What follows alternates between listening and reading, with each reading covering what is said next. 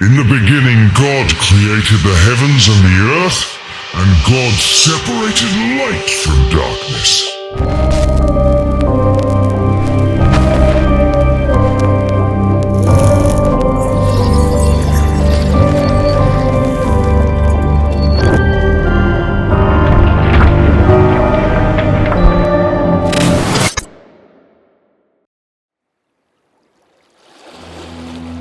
Venice, the harmony of nature and the higher earthly mind, the city of 122 islands, whose streets are filled with amazing stories of cozy canals with water. An unshakable paradise, tempting with its abundance of visual shocks to the human gaze.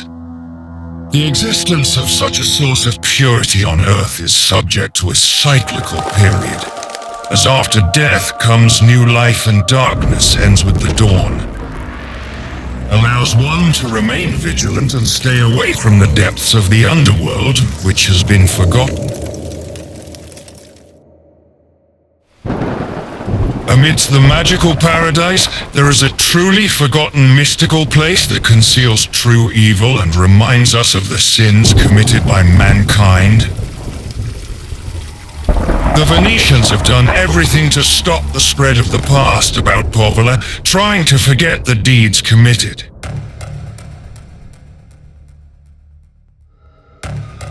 The island has been closed for decades. What past are the Venetians so carefully hiding from the tourists and locals who are forbidden to visit Poveglia?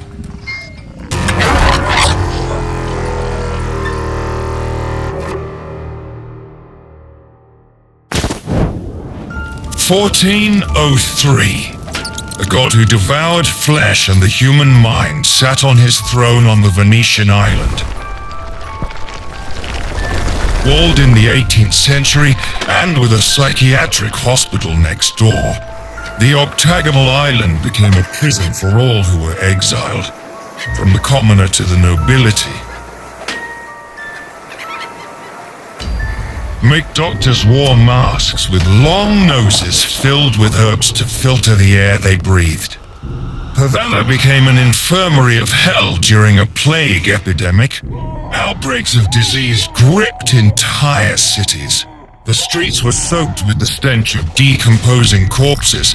The empty squares were occasionally visited by an insatiable downpour of doge. The fear of the townspeople settled in every glance of a passerby that concealed the realization that being sent to the infirmary was a ticket to participate in Mephistopheles' torture. Human life here was worthless. The plague of 1576 alone caused 50,000 deaths in Venice, thousands per day. Some dying in their homes, others dying in the streets. Cemeteries replaced by burial pits in which decayed and not yet cooled bodies were burned. One of these burials numbered 1,500 human souls directly beneath the foundations of the infirmary. Fear deeply affected the imagination of the elites, and even those without the symptoms of the flesh and mind eater began to be sent to the infirmary. Soon, a mysterious structure was discovered, its tower beginning to be visible to the neighboring islands of Venice, from which cries, screams, and groans could be heard. The bone-filled soil on Poveglia and the stench of decomposing corpses altered the mental state of the head of the psychiatric hospital of Poveglia. On the Isle of Lazarus, the power of the plague had expanded to new corners of the underworld and was gaining more and more exquisite influence. The enigmatic doctor, who had never once left Poveglia, had only replaced one Black Lord, deciding the fate of the townspeople with another. He decided to try his skills at lobotomies on those arriving at the infirmary.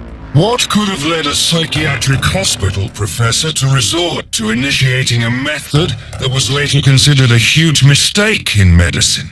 The concentration of an abundance of torment. The smoldering of 1,000 corpses into a homogeneous mass of blazing fire, or a latent medical interest in showing off his skills, for which he would not have to answer. Innocent souls were condemned to the torment of the Doctor's hand, nicknamed Mephistopheles. As they ascended the bell tower, their minds felt safe as long as their movements were not restrained by the rubber harnesses tied around their wrists, legs, and necks. Suddenly, the approaching drill to the cornea of the eye injected adrenaline into the body of the subject, who at that very moment realized that the mysterious doctor had no intention of treating his plague symptoms, but it was too late.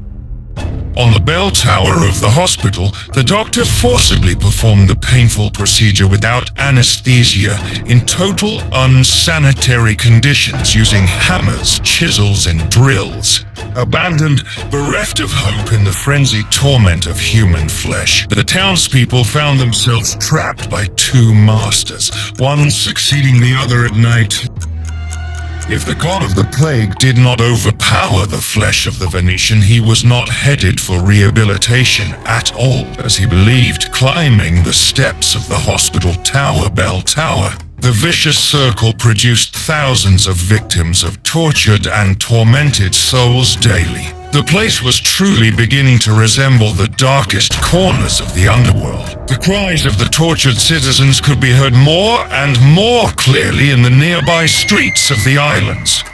But the human mind is vulnerable. After a while, the doctor's mind began to suffer from his own experiments, unable to withstand the madness of what was happening.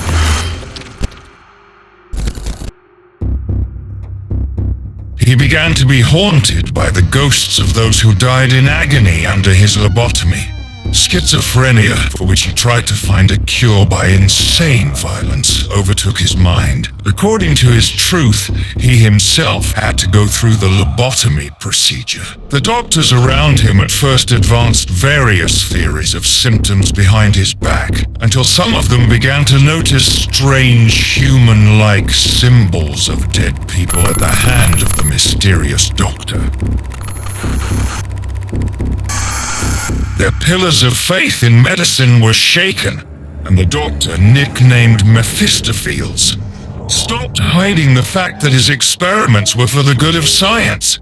On another dark night, the warm light of the lanterns dissipated, escorting the enigmatic doctor to the tower. His unhurried steps caused fear and trembling in the knees even to his followers, who were powerless because of the raging epidemic in Venice and the elite's infirmary laws. How can one defeat the madness of a plague with a madman at its head? A strange whisper of silence appealed more and more to the nurses, prompting a new madness. Was it a new outbreak of schizophrenia with plague symptoms, or were the local doctors hearing echoes of tortured ghosts, seeking revenge?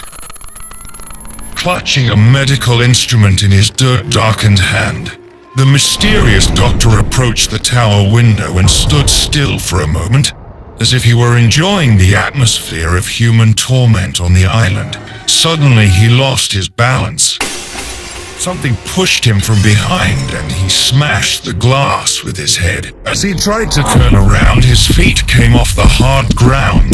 His ribs were gripped tightly by someone else's hands, and in an instant, he was off the ground. Abruptly tilting his head back, he saw his patients and doctors join together in a violent struggle to grab him. His futile attempts to break free were in vain. The staff and local patients, hungry for blood from the Lord of the Underworld, in the blink of an eye, the mighty Lord was seized by human fear from the impending lobotomy of his own patients. The doctor's arms and legs held tight and began to carry him to a chair with rubber tourniquets. Losing his mind completely in fear of the torture to come, he tipped his head back on the broken frame, hoping to bump his neck on the glass and ensure a quick death. But his scheme failed. and he only managed to lightly injure himself. Who knows what happened next to the mysterious lord of the island?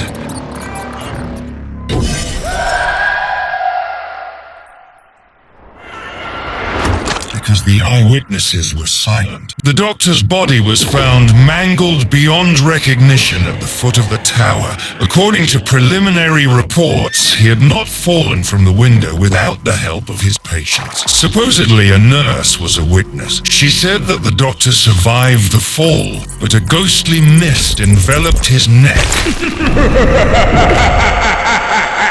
and suffocated him to death.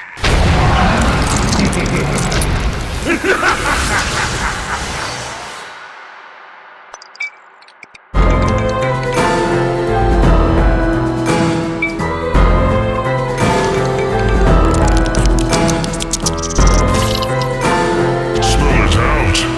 Sign up.